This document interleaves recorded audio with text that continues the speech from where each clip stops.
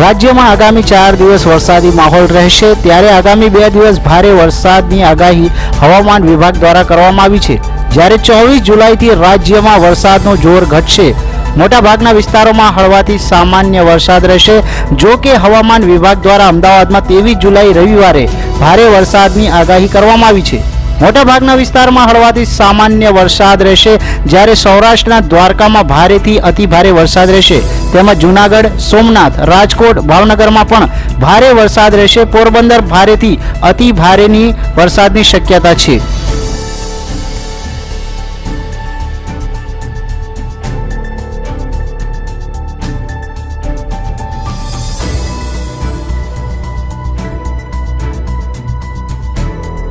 Light to moderate rain आज होने का संभावना है, लेकिन कल परसों रेनफॉल एक्टिविटी अहमदाबाद में भी बढ़ जाने का संभावना है. कारण क्या है?